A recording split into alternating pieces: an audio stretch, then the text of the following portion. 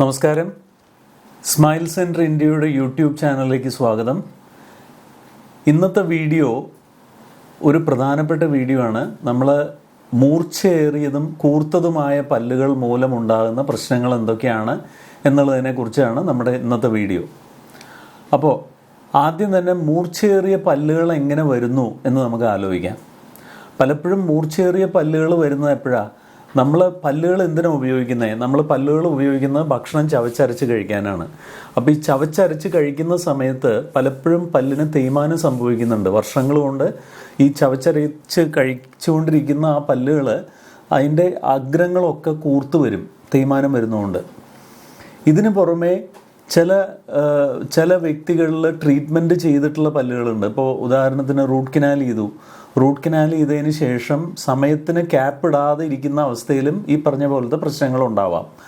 അതേപോലെ ചില വ്യക്തികളിൽ നമ്മൾ ചില പ്രോസ്തസിസ്, ചില വെപ്പുപല്ലുകളൊക്കെ വെച്ച് കഴിയുമ്പോൾ ഇതിൻ്റെ അഗ്രങ്ങളും ഇതേപോലെ വർഷങ്ങൾ കൊണ്ട് ചിലപ്പോൾ ഷാർപ്പായിട്ട് അത് മൂർച്ച കൂടിയ പല്ലുകളുടെ അഗ്രങ്ങൾ പോലെ ഇരിക്കാം. ഈ അഗ്രങ്ങളെല്ലാം തന്നെ പലപ്പോഴും അപകടം ക്ഷണിച്ചു വരുത്തും. അതിൽ പലപ്പോഴും ഇത് കവളിലോ നാവിലോ ഉരഞ്ഞ് അവിടെ പൊട്ടിയിട്ട് അവിടുന്ന് രക്തം വരികയും അവിടെ അൾസർ ഉണ്ടാക്കുകയും ചെയ്യും. ഈ അൾസർ പിന്നീട് പലപ്പോഴും പ്രീ ക്യാൻസറസ് ലീഷൻ, അതായത് ല്യൂക്കോപ്ലേക്കിയ, ലൈക്കൻ പ്ലാനസ് എന്നൊക്കെ പറഞ്ഞിട്ട് ചില കണ്ടീഷൻസ് ഉണ്ട്.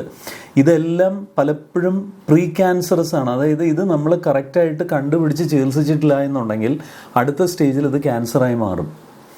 അപ്പോൾ തീർച്ചയായിട്ടും മൂർച്ച കൂടിയ പല്ലുകൾ ഉള്ളവർ ശ്രദ്ധിക്കുക. നിങ്ങൾ അടിയന്തരമായിട്ട് നിങ്ങളുടെ ഡെൻറ്റിസ്റ്റിനെ കാണിച്ച് ആ മൂർച്ച കൂടിയ അഗ്രങ്ങളെല്ലാം റൗണ്ട് ചെയ്ത് കളയുക.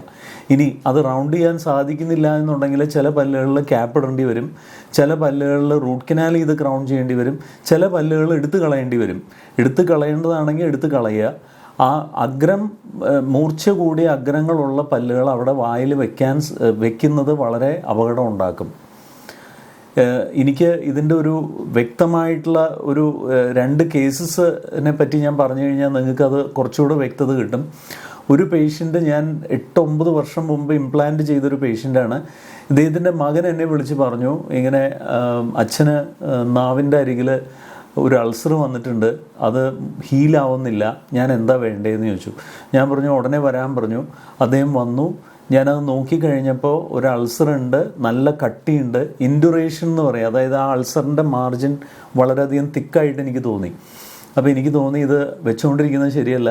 ഞാനത് മുറിച്ച് മാറ്റി അത് ബയോപ്സി ചെയ്ത് അത് ഞാൻ പരിശോധനയ്ക്ക് അയച്ചപ്പോൾ അത് വളരെ സേഫായിട്ടുള്ള ഒരു കണ്ടീഷനായിരുന്നു. ല്യൂക്കോപ്ലേക്കിയ എന്ന് പറയുന്നൊരു കണ്ടീഷനാണ്, വേറെ അപകടമൊന്നുമില്ല.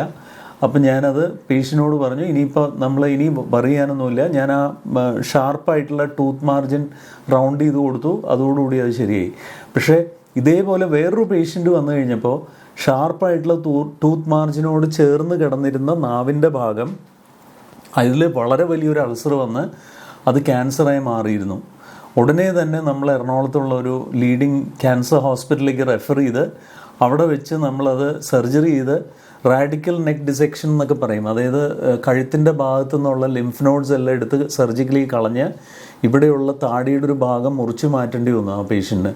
ഇപ്പോൾ patient is completely free of problems. പക്ഷേ സംസാരം പ്രോപ്പറായിട്ടില്ല, ഭക്ഷണം മര്യാദയ്ക്ക് കഴിക്കാൻ പറ്റില്ല. അപ്പോൾ ഇങ്ങനെയുള്ള അനവധി പ്രശ്നങ്ങൾ ഈ മൂർച്ച കൂടിയ പല്ലുകൾ മൂലം ഉണ്ടാവാം. അപ്പോൾ തീർച്ചയായിട്ടും ഈ ഒരു കാര്യം മനസ്സിൽ വയ്ക്കുക. നിങ്ങൾക്കോ നിങ്ങളുടെ ബന്ധുക്കൾക്കോ ആർക്കെങ്കിലും മൂർച്ച കൂടിയ പല്ലുകൾ ഉണ്ടെങ്കിൽ, അല്ലെങ്കിൽ വെപ്പ് പല്ലുകളോ അല്ലെങ്കിൽ ക്രൗണുകളോ അങ്ങനെ എന്തെങ്കിലും ഉണ്ടെന്നുണ്ടെങ്കിൽ തീർച്ചയായിട്ടും അത് നിങ്ങളുടെ ഡെൻറ്റിസ്റ്റിനെ കാണിച്ച് അത് വേണ്ട ട്രീറ്റ്മെൻറ്റ് ചെയ്യുക എന്നുള്ളത് വളരെ പ്രാധാന്യം അർഹിക്കുന്നൊരു കാര്യമാണ്. ഈ വീഡിയോ ഇഷ്ടപ്പെട്ടെന്ന് കരുതുന്നു.